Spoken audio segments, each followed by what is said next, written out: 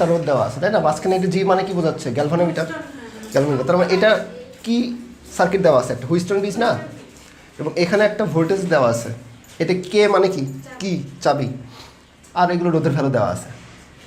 তো এখানে আমাদের কি বলা আছে যে ডিসি বাহুতে কত মানের রোধ, ডিসি বলতে এই যে এটা ডিসি, এটা হচ্ছে ডিসি। তো এই ডিসিতে কত মানের রোধ কিভাবে যুক্ত করলে, মানে আছে কত, এই ডিসি বাহুতে এস দেওয়া আছে তাই না, 40 দেওয়া আছে।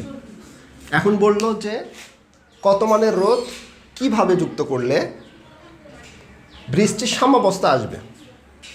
তার মানে সাম্যাবস্থা বলতে কী বোঝাচ্ছে, আগে এটা বুঝতে হবে। সাম্যাবস্থা, এই সাম্যাবস্থা মানে কি? সাম্যাবস্থা লাভ করবে, এটার মানেটা কি?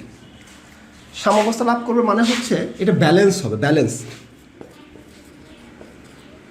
ব্যালেন্স বলতে কী বোঝাচ্ছে? এর ভিতর দিয়ে কোনো কারেন্ট যাবে না, জিরো। মানে P by Q equal to R by S বলছিলাম না? এইটা যদি হয় তাহলে ওই সার্কিটের সাম্যাবস্থা তৈরি হয় বা ব্যালেন্সড সার্কিট বলা হয়। তাহলে এই সার্কিটটা ব্যালেন্স কখন হবে? যখন এই দুইটা রেশিও সমান সমান হবে এবং এর ভিতরে তখন জিরো কারেন্ট যাবে, গ্যালভানোমিটার রিডিং তখন জিরো দেখাবে, তখন সেটা সাম্যাবস্থা আমরা বলবো। তো এই সাম্যাবস্থাটা অর্জন করার জন্য আমাদের কি করতে হবে? এই পি বাই কিউ কোটা আর বাই আছে কি না সেটা আগে দেখতে হবে। যদি এই এসের ভ্যালুটা 40 বসায় যদি এই দুটো সমান সমান না হয় তাহলে বলবো যে সাম্যাবস্থা নাই। আর যদি কম হয় তাহলে বাড়াবো, বেশি হলে কমাবো, তাই তো? হ্যাঁ, আমরা কমাতে বাড়ানোর আমাদের অপশন বলছে আছে 40, বলছে কি দেখো কত মানের রোধ কীভাবে যুক্ত করলে ব্রিজের সাম্যাবস্থা লাভ করবে। তার মানে দেখা যাচ্ছে ব্রিজটা সাম্যাবস্থায় নাই, ঠিক আছে? 40 বসানোর কারণে সাম্যাবস্থায় নাই। তাহলে কত মানের রোধ আমি এর সাথে যুক্ত করলে ব্রিজের সাম্যাবস্থায় আসবে, এটা আমাদের টার্গেট, তাই না? সেটা সিরিজ হতে পারে, প্যারালাল হতে পারে। যদি এর থেকে বেশি লাগে, ধরো 40 থেকে বেশি লাগে, তাহলে আমরা কিসে যুক্ত করবো? সিরিজে যুক্ত করবো। এটা আমাদের একটা বেসিক জিনিস, আমরা জানি। আচ্ছা, এটা হচ্ছে আমাদের টার্গেট, তাই তো? তাহলে টার্গেট পূরণের জন্য আমরা প্রথমে কি করে দেখি তো, এই সার্কিটের ব্যালেন্স করতে গেলে এই এস বাহুতে কত মানের রোধ দরকার পড়ে ব্যালেন্স করতে গেলে। তাহলে ব্যালেন্স করতে গেলে আমরা কি দেখছিলাম? P by Q equal to R by S, P by Q equal to R by S, এটা আমরা দেখছিলাম। এটা ব্যালেন্স করতে গেলে তাহলে পির ভ্যালু কত? ধর এই দুইটা রেশিও নিচ্ছি আমরা, অপর দুইটা নেওয়া যাবে কিন্তু একই জিনিস। তাহলে পির ভ্যালু কত? 8, কিউ এর ভ্যালু কত? 24, আর এর ভ্যালু কত? 32। এসের ভ্যালুটা আমরা বের করে দেখি তো কত হলে সাম্যাবস্থা হয়। আছে তো 40, 40-এ সাম্যাবস্থা হবে না। তুমি ভাগ করে দেখো, পি বাই কিউ মানে কত? 8/24, তাহলে 8/24 কত? 1/3। আর এ পাশে কত হয়? আর বাই এস করলে কত হয়? 32/40। ভাগ করে দেখো কত আসে? 4/5। তাহলে 4/5 আর 1/3 কি সমান হলো না? তার মানে সার্কিটটা ব্যালেন্স নাই, সাম্যাবস্থায় নাই। তাহলে সাম্যাবস্থায় করতে গেলে ওই 40-এর জায়গায় কি মানে রোধ ওখানে আমাদের লাগাতে হবে, তাই তো? এটা তো টার্গেট। তাহলে দেখি তো এস এর ভ্যালুটা কত আসে। তুমি এক্স ধরেও কিন্তু করতে পারবে এটা ক্যালকুলেটরে। হ্যাঁ, তার মানে আমরা কীভাবে করে দেখো, 32/s ইকুয়াল টু 8/24। তাহলে এস এর ভ্যালু কত আসে? 8 ইন্টু এস, তুমি এক্স ধরে করো, 8 into S equal to 32 into 24।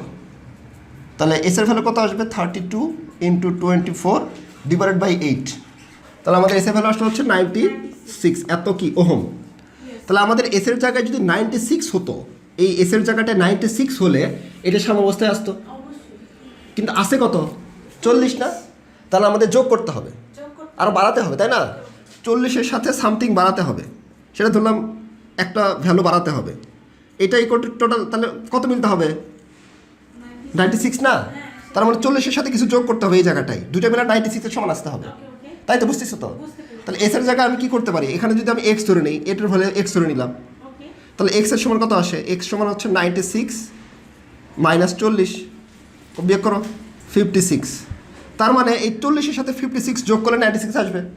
তাহলে 40-এর সাথে কত যোগ করতে হবে? আরও 56। আর রোধ বাড়ে সিরিজে না প্যারালালে? সিরিজে। তার মানে ওই 40-এর সাথে আমাদের এই 56 একটা রোধ সিরিজে লাগাবো। তার মানে সার্কিটটা কীরকম হবে দেখতে? এই কথা তো ক্লিয়ার। তার মানে তুমি দেখবা যে এসের ভ্যালুটা কত আসলো, বেশি আসছে। তার মানে আমি 40 থেকে 96 থেকে 40 বাদ দিই, বাকিটাই তো ওখানে যুক্ত করতে হবে, তাই না? তাহলে এই সিরিজে যুক্ত করতে হবে। সার্কিটটা দেখি আমরা, সার্কিটটা কীভাবে অঙ্কন করতে হবে। তাহলে জাস্ট এই জায়গাটা সিরিজে একটা যুক্ত করতে হবে, তোমাকে বলা নাই সার্কিট অঙ্কন করতে হয়, কিন্তু আমি সার্কিটটা দেখাচ্ছি যে বোঝার জন্য সার্কিটটা কীরকম হবে। তাহলে এটা এরকমই ছিল, এটা এরকমই আছে, এটাও এরকমই আছে, আর মাঝখানে তো জিরো কারেন্ট যাবে, আমার গ্যালভানোমিটার আপাতত ব্যতিক্রম। তাহলে এখানে এই একটা রোধ, এই একটা রোধ। তাহলে এসের জায়গা ছিল কত 40, আমি এখানে কত যুক্ত করছি 56, তাই তো? তাহলে কিন্তু এই তখন এই সার্কিটটা ব্যালেন্স হয়ে যাবে, আর আগের মতন ব্যাটারি ওই রকমই আছে, বুঝতে পারছো? তখন এর ভিতর দিয়ে কী কারেন্ট যাবে? জিরো কারেন্ট যাবে। তখন গ্যালভানোমিটার কি শো করবে? জিরো শো করবে, মানে এদিক বড় কোনো কারেন্টই যাবে না, জিরো কারেন্ট, 0 অ্যাম্পিয়ার কারেন্ট। ফুল কনসেপ্ট ক্লিয়ার? Very good.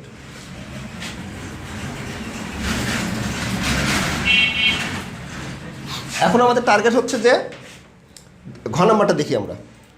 তো ঘ নাম্বারটা কি বলছে? ঠান্ডা মাথায় বুঝো, দেখো যে গ্যালভানোমিটারের নিস্পন্দ অবস্থা, হ্যাঁ এটাই বুঝতে হবে। কিছু কিছু জায়গাকে তোমাকে এই ছোটো ছোটো পয়েন্টগুলো ক্লিয়ার করতে হবে। তাহলে গ্যালভানোমিটারের অবস্থায় এবিসি এবং এডিসি অংশের প্রবাহ মাত্রার অনুপাত এবং রোধের অনুপাত একই হবে কি? আবার বোঝাই, স্পন্দন হচ্ছে না, একদম জিরো হয়ে আছে, নিস্পন্দ, স্পন্দন হচ্ছে না। স্পন্দন মানে কাঁপাকাঁপি হচ্ছে না, বুঝতেছ? দেখো বাংলা দেখো, স্পন্দন বলে না, স্পন্দন মানে কাঁপতিছে, তাহলে নিস্পন্দ মানে কি? কাঁপতিছে না, কাঁপতিছে না। তার মানে কি গ্যালভানোমিটার রেটিং কত আসবে? জির ভ্যালু রেটিং কত আসবে? 0। তাহলে তাই বলছে যে যখন এই গ্যালভানোমিটারটা নিস্তব্ধ অবস্থায় আছে, তার মানে সার্কিট এখন ব্যালেন্সড আছে, ব্যালেন্সড বা সাম্যাবস্থায় আছে। হ্যাঁ, তার মানে এখানে তখন রোধ কত হচ্ছিল? 56 না, মানে 56 বলতে 96 টোটাল, তাই তো? 40 আর 56 যোগ করছিলাম। তাহলে এই 96 ওহমটা যখন ছিল তখন কিন্তু ব্যালেন্স ছিল, তার মানে এই জায়গাটায় কত নিয়ে কাজ করবো? আমি 96 ওহম নিয়ে কাজ করবো, তাই তো? তখন ওই যখন ব্যালেন্স থাকবে তখন কি বলছে? এবিসি এবং এডিসি। এবিসি কোনটা? এই এ বিসি, মানে এই যে এইটুকু এবিসি, তাই তো? এবিসি এবং এডিসি কোনটা? এই যে এইটুকু অংশ, এডিসি, এই নিচের এইটুকু অংশ, এই অংশের প্রবাহ মাত্রার অনুপাত। প্রবাহ মাত্রার অনুপাত মানে কি? অনুপাত মানে ভাগফল। তাহলে ধরো এটার প্রবাহ মাত্রা I1, এটার প্রবাহ মাত্রা I2, তাহলে অনুপাত কি করবো আমরা? I1 বাই I2 করো, অনুপাত, প্রবাহ মাত্রার অনুপাত। আবার রোধের অনুপাত, রোধের অনুপাত কি? R1 বাই, ধরো এটার রোধ কত? P বাই কিউ, তাই তো? ধরো এটাকে আমরা R1 ধরতে পারি, তাহলে এই দুটার একটা রোধ পাবো, তাই না? এটার একটা রোধ পাবো R2, এই দুটার অনুপাত করব, দেখব যে I1 বাই I2 এটা কি সমান হয় কি না। যদি সমান হয় তাহলে বলবো সমান, যদি সমান না হয় তাহলে বলবো সমান না। এটা আমাদের কোশ্চেন করছে, তাহলে এই কোশ্চেনটা আমি অনেকভাবে অ্যান্সার করতে পারি। তো সেক্ষেত্রে আমরা অগ্রসর হই, দেখি ধীরে ধীরে কয়েকটা প্রসিডিউরে দেখাচ্ছি কীভাবে আমরা এটাকে সলভ করতে পারি। কয়েকটা নিয়ম আছে, সেই নিয়ম অনুযায়ী করতে হবে। তাহলে যখন এই সার্কিটটা ব্যালেন্সড হয়ে যাবে, যখন ব্যালেন্সড হবে তখন আমাদের এরকম সার্কিট থাকবে না, তখন তার আইজিটা 0 থাকবে, গ্যালভানোমিটার কারেন্টটা 0 থাকবে। তখন এই পি আর কিউ এই দুটো কিসে থাকবে? তখন সিরিজে থাকবে, আর এইটা আর এবং এসটাও তখন সিরিজে চলে আসবে, তাই তো? তাহলে পি এবং কি সিরিজে? পির ভ্যালু কত? 8, কিউ এর ভ্যালু কত? 24, আর এর ভ্যালু কত? 32, আর এস প্রাইম বা এস এর ভ্যালু এখানে কত ছিল? আসবে 96, তাহলে ব্যালেন্স চলে আসবে। ব্যাটারি ভোল্টেজ দেওয়া আছে।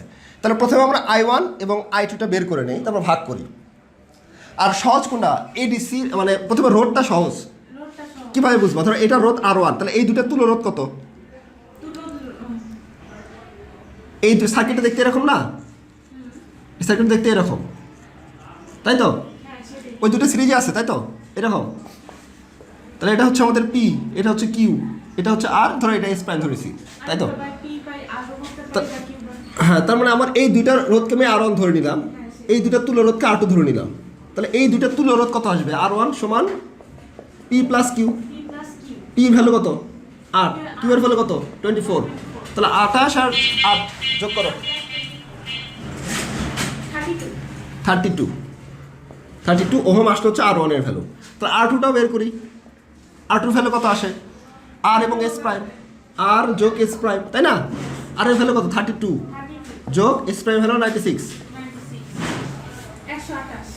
128 এত ওহম। তাহলে R1 বাই R2 করো, R1 বাই R2 তাহলে কত আসে? 32 ডিভাইডেড বাই 128, কত? 1/4। তাহলে রেশিও আসলে কত? 1/4। তাহলে R1 বাই R2 আমরা পাইলাম হচ্ছে 1/4। এখন দেখি তো I1 বাই I2 কত আসে, দুটো সমান হয় কিনা। আচ্ছা, ভেরি গুড। হ্যাঁ, আমি কারেন্টের ভ্যালুটা বের করি, I1টা বের করি। সার্কিটটা কিন্তু আমার গুরুত্বপূর্ণ। এটা ধরো পি, এটা কিউ, এটা হচ্ছে আর, এটা হচ্ছে এস প্রাইম, এটা হচ্ছে ভোল্টেজ। তাহলে আমার এটার কারেন্ট ধরে নিচ্ছি I1, এটার কারেন্ট ধরে নিচ্ছি I2। তাহলে I1টা বের করতে গেলে আমার কি লাগবে? I1 সমান হচ্ছে আমাদের ভোল্টেজ বাই এই সার্কিটের আর তুল্য। তাহলে এই I1টা পাবো না, আর তুল্য দিব না, আর তুল্য, বুঝলা? তাহলে এই সার্কিটের এখানকার ভোল্টেজ কত আছে সেটা নিব, আর এই দুইটা তুল্য রোধ নিলে সিরিজের এই কারেন্টটা পাবো না I1টা, বুঝছো তো? তাহলে ভোল্টেজ কত দেওয়া আছে? তাহলে আমাদের ঠিক আছে, তাহলে 12 আসবে। তাহলে এখানে আসবে হচ্ছে আমাদের 12 ভোল্ট। আচ্ছা, এখন তাহলে এটা আমাদের কত ভোল্ট? 12 ভোল্ট। 12 ভোল্ট যদি হয়, এখন তাহলে আমাদের ভোল্টেজ কত হলো? এই 12 ভোল্টটা এখানে চলে আসছে না? আর এই 12 ভোল্টটা কি দুটো প্যারালাল যেহেতু আছে, তাহলে এই দুইটার অ্যাক্রসে 12 ভোল্ট পাবো, এই দুইটার অ্যাক্রসে 12 ভোল্ট পাবো না, কারণ প্যারালাল যে। তাহলে এই দুই পয়েন্টের ভোল্টেজ আমার লাগবে। এই দুই পয়েন্টের ভোল্টেজ ধরো VAB, এটা কত? 12 ভোল্ট। তাহলে ভোল্টেজ এখানে কত? এই দুই পয়েন্টের ভোল্টেজ কত থাকবে? 12 ভোল্ট। তাহলে এই দুইটার অ্যাক্রসে 12 ভোল্ট, এই দুইটার অ্যাক্রসে 12 ভোল্ট। তাহলে এই কারেন্টটা বের করতে গেলে আমাদের এইটার অ্যাক্রসে ভোল্টেজ লাগবে, সেটা কত? 12 ভোল্ট। আর তুল্য রোধ লাগবে, সেটা P প্লাস কিউ, কত? 32। তাহলে 12 ডিভাইডেড বাই এই যে এই দুইটার তুল্য 8 আর 24, এটা 8, এটা 24, কত হয়? 32। তাহলে কত হয় I1? 3 ডিভাইডেড বাই 8, এত অ্যাম্পিয়ার পাইলাম আমরা। এখন I2, এই যে এই কারেন্টটা I2, তাহলে ভোল্টেজ কত ভ্যালু? ভোল্টেজ হচ্ছে আমাদের V ডিভাইডেড বাই একই সূত্র, V বাই আর তুল্য। তাহলে ভোল্টেজ কত? 12 ভোল্ট। এই 12 ভোল্ট এই দুইটার অ্যাক্রস আছে, মানে এই দুইটা পয়েন্টের মধ্যে ভোল্টেজ 12। এই কারেন্টটা বের করতে গেলে আমাদের এটা সিরিজে আছে, তাহলে তুল্য রোধ লাগবে, কত হবে? তাহলে V বাই আর তুল্য, তুল্য কত? 32 আর 96, এটা আসলে হচ্ছে 3 ডিভাইডেড বাই 32, এত অ্যাম্পিয়ার। তাহলে I1 পাইছি এত এবং I2 পাইছি এত, ভাগ করি। তাহলে I1 ভাগ I2, তাহলে I1 এর ভ্যালু কত? 3/8, আর ভাগ করলে এটা উল্টে যাবে, তাহলে 32/3, তাহলে কত আসে? 4। তাহলে দেখো R1 বাই R2 পাইছি হচ্ছে 1/4, আর I1 বাই I2 কত পাইলাম? তাহলে কি মিলছে? মিলে নাই। 1/4 এর সাথে 4 মিলে নাই। হ্যাঁ, 1/4, এখানে 4 আলাদা। তার মানে আমরা বলবো যে এখানে আমাদের এই কারেন্টের অনুপাত এবং রোধের অনুপাত একই হবে না। Concept clear? এখন তাহলে ভিডিও দেখে কিন্তু তুমি এই সার্কিটটা সলভ করতে পারবা, নোট করতে পারবা।